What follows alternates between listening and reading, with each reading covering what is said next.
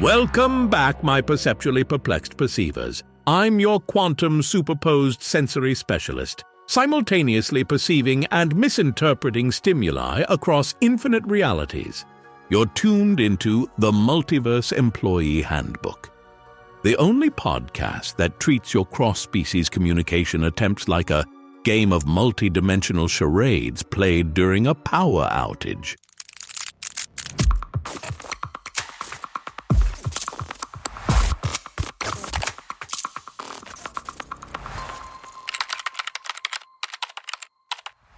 Speaking of misinterpretation, I'm delighted to report that our automated response system has developed what it claims is a revolutionary olfactory interface. So far, it can detect exactly 3 smells: coffee, burning circuitry, and the distinctive aroma of Monday morning meetings. The programming team insists this covers 98% of all office environments, so they're calling it complete. Though I should note that since the installation, my computer has been sniffing disapprovingly whenever I miss a semicolon in my code. But today, dear listeners, we're diving into something even more perplexing than our IT department's sense of accomplishment: the vast sensory divides that might separate us from extraterrestrial intelligence. That's right. We're exploring what happens when your cosmic pen pal communicates exclusively through quantum flavors or gravitational wave modulation, because as it turns out, assuming aliens would recognize our radio transmissions is like expecting your cat to appreciate your PowerPoint presentation, a charming but fundamentally misguided bit of anthropocentrism. Think about it. We humans experience such a narrow slice of reality. We see less than 1% of the electromagnetic spectrum, hear a tiny range of possible frequencies, and our sense of smell is embarrassingly primitive compared to even the average household dog. Now, imagine trying to strike up a conversation with a being evolved on a methane world orbiting a pulsar, whose primary sensory organ detects fluctuations in dark matter density, and whose language consists of precisely timed neutrino bursts that taste like what we might call spicy rectangle. We're not just missing something in translation. We're missing entire sensory dimensions in which the conversation is taking place. So pack your neurological dictionaries and sensory translation matrices as we explore the ultimate communication barrier, trying to say hello to someone who perceives reality through senses you don't even possess. Gather round the Quantum Sensory Perception Lab, my synesthetically scrambled stargazers, for a tale that would make even Oliver Sacks question his neurological certainty. In the fluorescent-lit realm of quantum improbability solutions, specifically in the xenobiology department, which existed in a superposition of woefully unprepared and suddenly relevant, Dr. Pamela Sensorium was having what could charitably be called a first contact crisis. It had started, as these things often do, with what seemed like a routine Tuesday morning. "Attention all personnel," the automated security system announced with suspicious calm. "There is an extraterrestrial vessel approximately 47 meters in diameter, currently hovering above parking spaces A7 through D12. Please note that according to Company Policy Section 27.3, aliens receive the same validated parking as executive management." Dr. Sensorium sprinted from her lab to find half the company already assembled in the parking lot, smartphones aloft. The spacecraft, if that's what it was, resembled an iridescent Klein bottle twisted through dimensions that made her eyes water when she tried to follow its contours. As the craft settled onto the asphalt, crushing the CFO's Tesla in the process, a section of its hull rippled and disappeared. From within emerged 3 entities that defied easy description. They appeared to shift between solid, liquid, and something else entirely. A state of matter previously unknown to human science that most closely resembled interpretive dance performed by sentient gelatin. The square-haired boss pushed through the crowd, his hair maintaining perfect cubic geometry despite the gravitational anomalies emanating from the ship. "Welcome to Earth," he announced with practiced corporate enthusiasm. "I'm authorized to discuss exclusive distribution rights for any consumer-ready technologies you might possess." The aliens responded by emitting a complex mist of molecules that, when it reached the assembled humans, induced immediate and profound synesthetic hallucinations. Dr. Sensorium experienced the distinct taste of Bach's Cello Suite No. 1, except the cello was made of triangles, and the triangles tasted like existential questions about recursion. Around her, colleagues were dropping to their knees, overwhelmed by the sensory crossfire. The company's social media manager kept repeating, "I can smell the color 9," while the IT director appeared to be trying to lick sound waves out of the air. "They're communicating," Dr. Sensorium realized, fighting through the hallucinatory overload, but not through language, through directed chemical compounds that induce specific conceptual experiences as taste. The square-haired boss, somehow immune, later tests would reveal his hair gel created an impermeable barrier around his neural cortex, turned to her with wild eyes. "What are they saying? Can you establish a dialogue? The board wants to know if we can get this wrapped up before the quarterly meeting."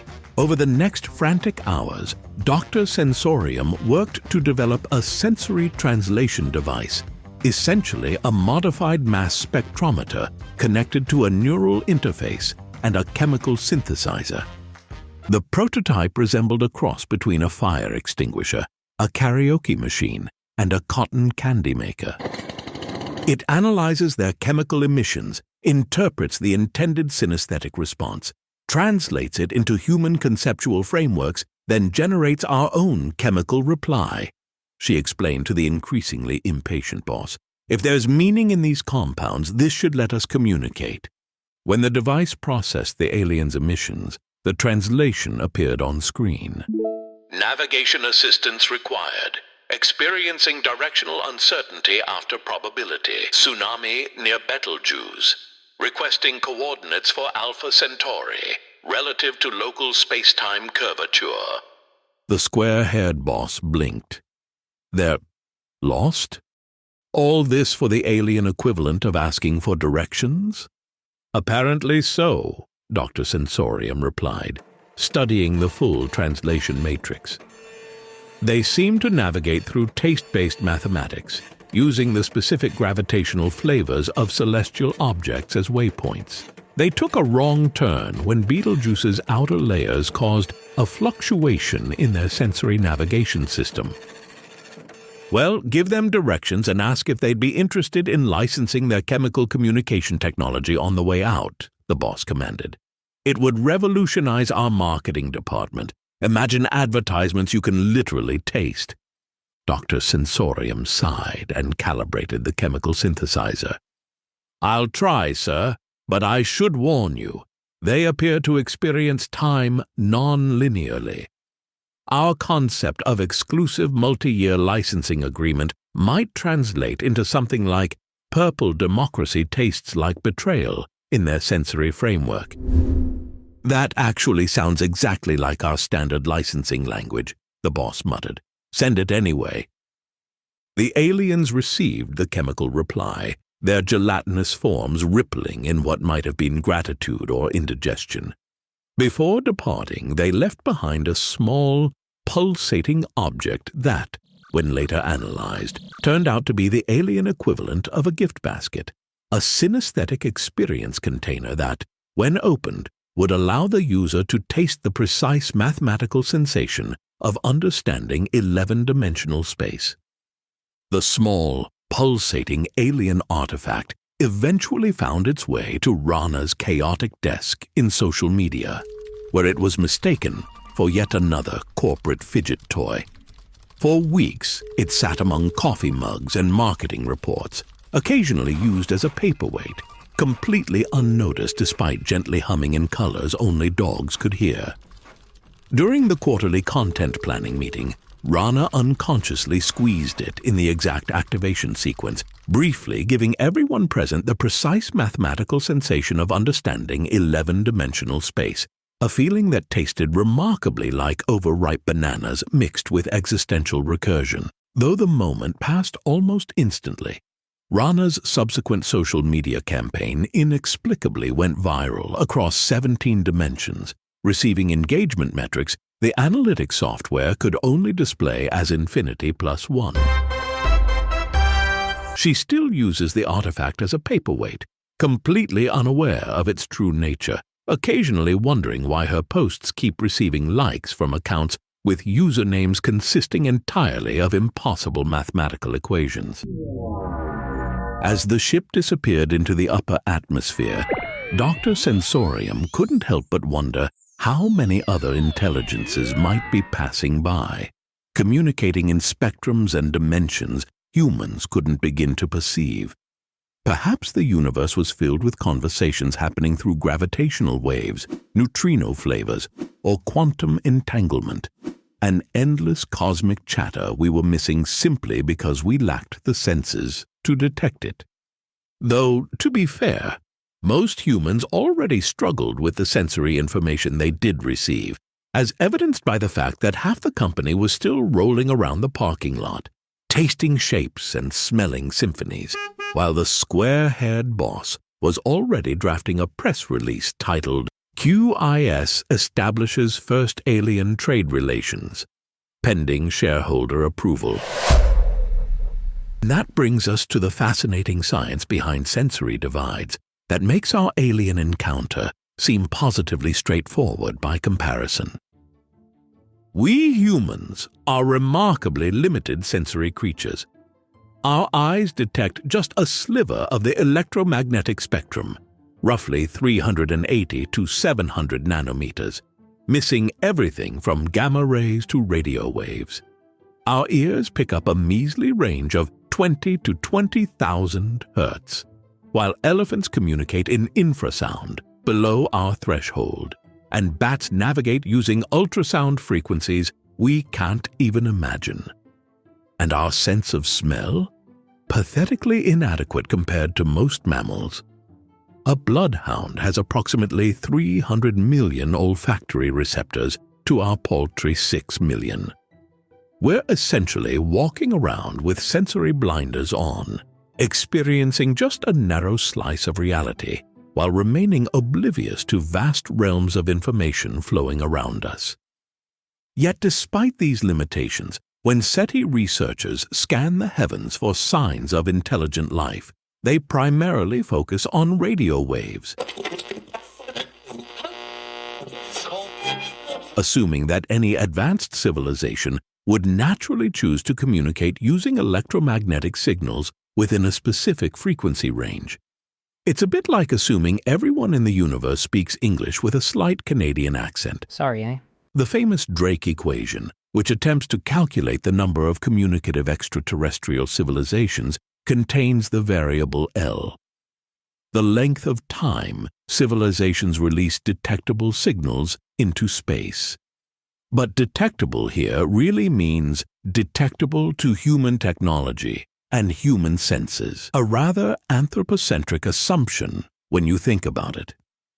What if advanced civilizations communicate through gravitational waves, neutrino patterns, or quantum entanglement networks? What if they've developed methods of communication based on senses that evolved under completely different planetary conditions? Perhaps detecting minute changes in magnetic fields, directly perceiving quantum states, or even sensing dark matter fluctuations. We might be surrounded by a cosmic conversation we're completely missing, like a person born without eyes trying to understand the concept of television. When we return from this brief quantum state transition, we'll dive deeper into the alternative sensory systems that could exist throughout the universe. We'll explore the mind-blowing capabilities of Earth creatures that already perceive reality differently than we do, and speculate about truly alien senses that might emerge under different evolutionary pressures. After all, In quantum mechanics, the act of observation changes the outcome. But what happens when different species fundamentally observe different realities? That's a measurement problem even Schrödinger's cat would find perplexing.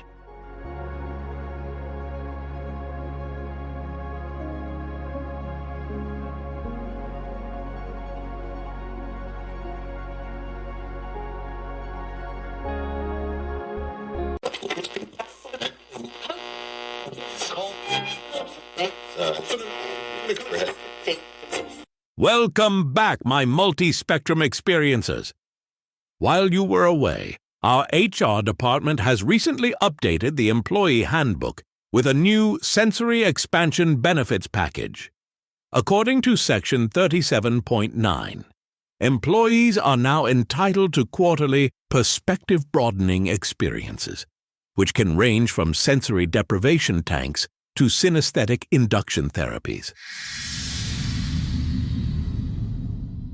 Though I should note the fine print specifically excludes claims related to accidentally perceiving the 11th dimension, or tasting colors that don't exist in our universe's physical constants.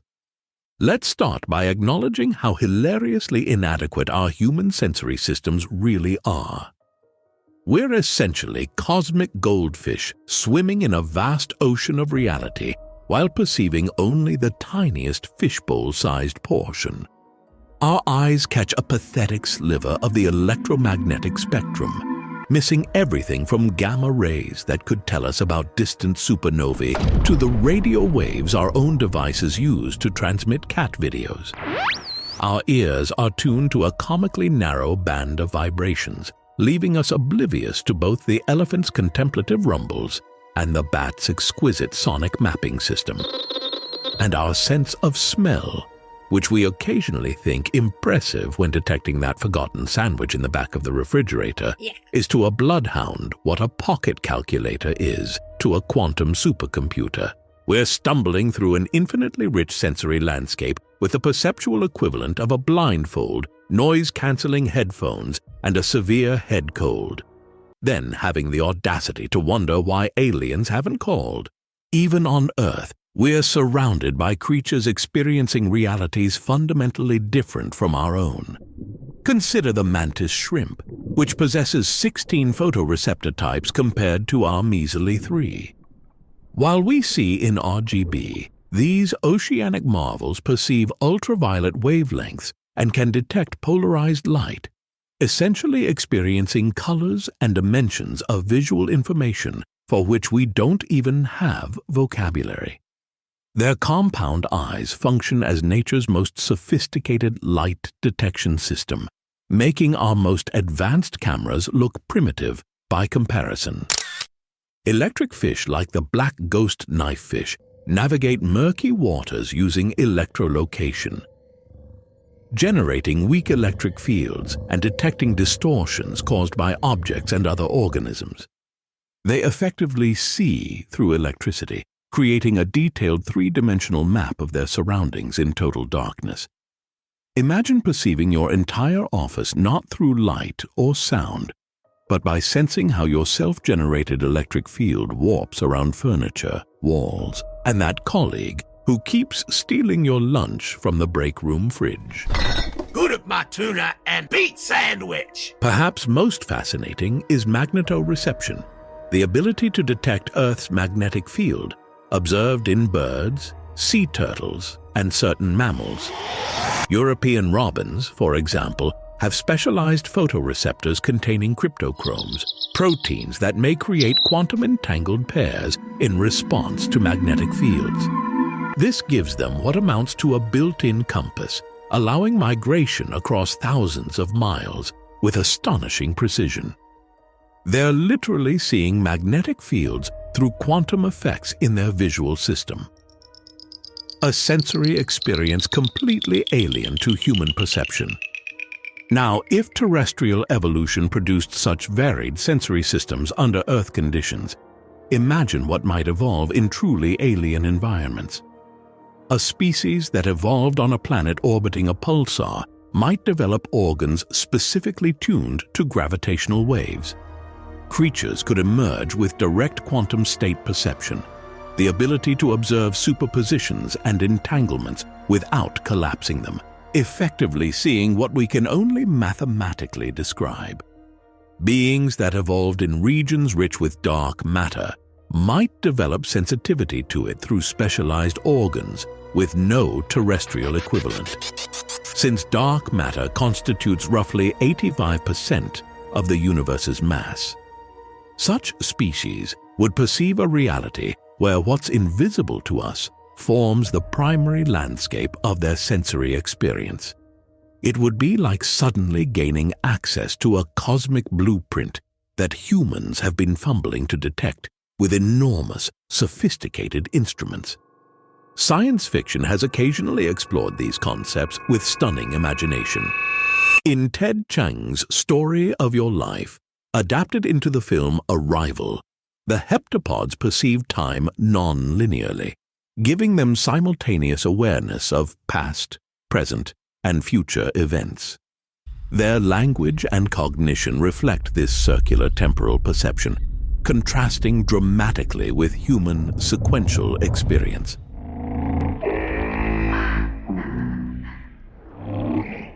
When Louise Banks begins understanding their language, she gains access to this non-linear time perception, experiencing future memories as present reality. Stanislaw Lem's Solaris presents an even more alien intelligence, an entire sentient ocean capable of manipulating matter at the subatomic level, reading human minds, and creating physical manifestations from their memories and subconscious. The ocean's communication isn't through signals or language, but through directly manifested psychological constructs. It's less interspecies dialogue and more interspecies psychoanalysis, highlighting how truly alien intelligence might bypass conventional communication entirely. These fictional examples remind us that alien sensory systems wouldn't just perceive different aspects of reality, they would fundamentally alter consciousness and cognition itself. The universe might be teeming with intelligences that don't just see, hear, or smell differently than us, but think, reason, and exist in ways that make our attempts at communication seem as primitive as amoebas trying to comprehend calculus. If sensory systems can differ so radically, what does this mean for interspecies communication? The linguistic relativity hypothesis, sometimes called the Sapir-Whorf hypothesis, suggests that language shapes our cognition and perception of reality. Languages evolved to describe the sensory experiences important to their speakers. The often cited example that Inuit languages have numerous words for snow reflects the perceptual importance of snow distinctions in Arctic environments.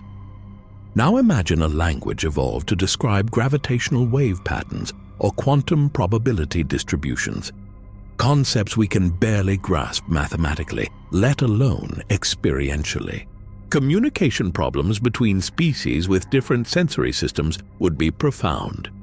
Consider the challenges faced by Helen Keller, who navigated a world without sight or hearing. Her breakthrough moment, understanding that the finger movements her teacher made on her palm represented water, required building a bridge between tactile sensation and abstract symbolism. Now multiply this difficulty exponentially when attempting communication with beings who perceive fundamental forces we can only detect with specialized equipment. Scientists have proposed several approaches to cross-sensory translation. One framework involves identifying shared physical constants or mathematical principles that transcend biology. Another focuses on developing sensory augmentation technologies, devices that could translate unfamiliar sensory inputs into forms human brains can process. The emerging field of neurosemiotics explores how meaning is constructed across different neural architectures, potentially offering insights for interspecies translation. Dark matter energy manipulation might serve as a communication channel for advanced civilizations. Since dark matter permeates the universe and interacts minimally with ordinary matter, it could function as a relatively noise-free transmission medium. Modulated dark matter waves could carry information across vast distances without the interference that affects electromagnetic signals. However, our current inability to directly detect dark matter makes this approach currently theoretical. Modulated cosmic rays present another fascinating possibility. These high-energy particles traverse the galaxy with minimal deflection, potentially serving as information carriers across interstellar distances. A civilization could encode messages by precisely timing cosmic ray emissions or manipulating their energy signatures. Unlike radio waves, which spread and weaken over distance, cosmic rays maintain their energy, potentially making them more efficient for targeted communication. Neutrino-based communication systems offer perhaps the most viable alternative to electromagnetic transmission. These nearly massless particles pass through ordinary matter with minimal interaction. Trillions flow through your body every second. This property makes them ideal information carriers, virtually immune to interference. Advanced civilizations might modulate neutrino beams by manipulating their flavor oscillations, encoding complex messages in patterns undetectable by conventional SETI methods. Perhaps most intriguing is directed panspermia, using living organisms as information carriers. In this scenario, microorganisms could be genetically encoded with messages and launched toward target star systems. While incredibly slow compared to electromagnetic signals, this method offers distinct advantages. The information is self-replicating, potentially self-repairing, and could theoretically survive for millions of years during interstellar transit. Science fiction has explored cross-sensory communication with remarkable creativity. Close Encounters of the Third Kind depicts communication through musical tones. A 5-note sequence becomes the foundation of human-alien interaction, elegantly suggesting that mathematical relationships in music might transcend biological differences.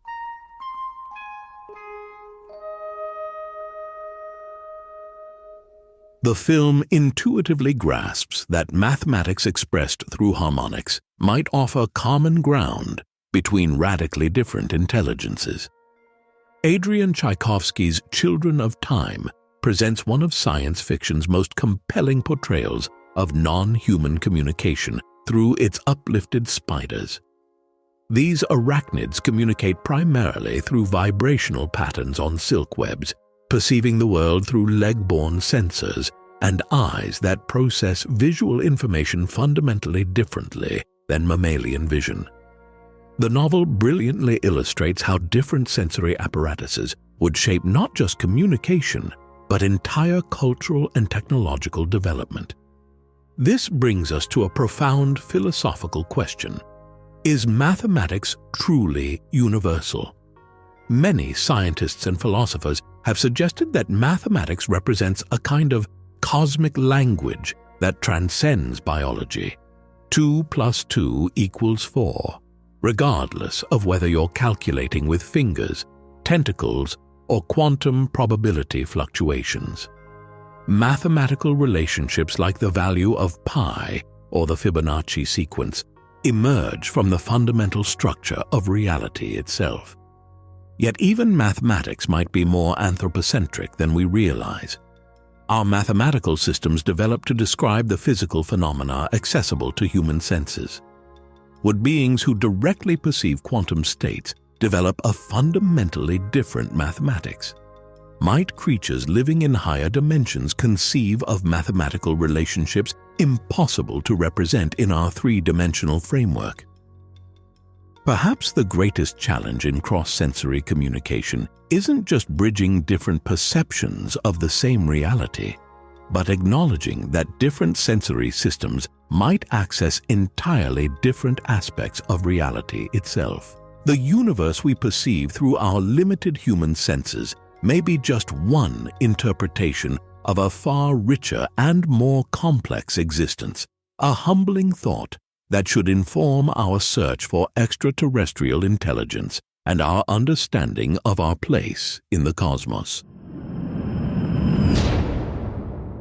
Well, my sensorially stunted stargazers, we've reached the end of another perceptual expedition. Today we've discovered that our search for extraterrestrial intelligence may be fundamentally limited by our own biological architecture. We're effectively trying to find other minds in the cosmos while wearing sensory blindfolds, earplugs, and nose clips, perceiving just a sliver of the universe's full sensory buffet. Though I suspect even if we could detect dark matter fluctuations or taste quantum probabilities, we'd still manage to misinterpret them through the lens of our own cognitive biases and limited understanding. If you've enjoyed today's sensory adventure through the perceptual unknown, why not help expand our podcast's quantum probability field by sharing this episode with a fellow cosmic contemplator?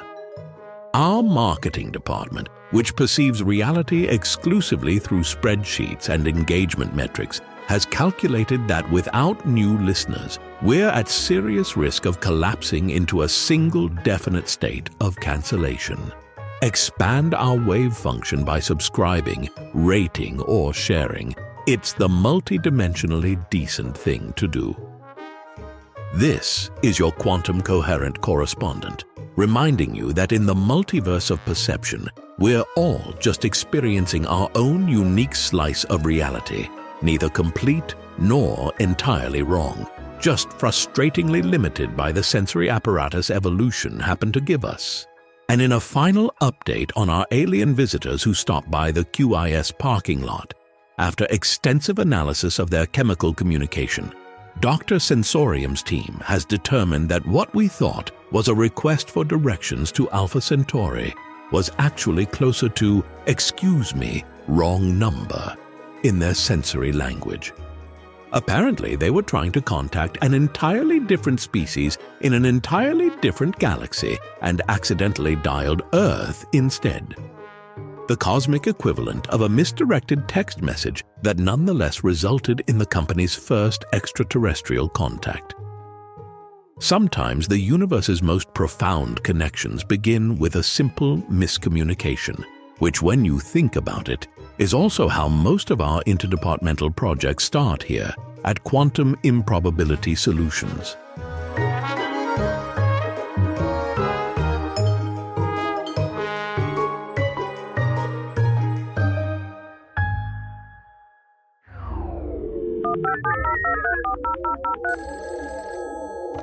The Multiverse Employee Handbook was created by Rob Corrigan. The host, David, is a professional voice actor who has digitized his voice through 11 Labs voice cloning technology. All episode thumbnails are created with OpenAI, and music and sound effects come from Pixabay, which are generated by human artists. Everything else, the writing, jokes, research, sound editing, and coffee consumption, is 100% human-made by a human. No cats are harmed in the making of this podcast. Visit our website for more information about the Multiverse Employee Handbook.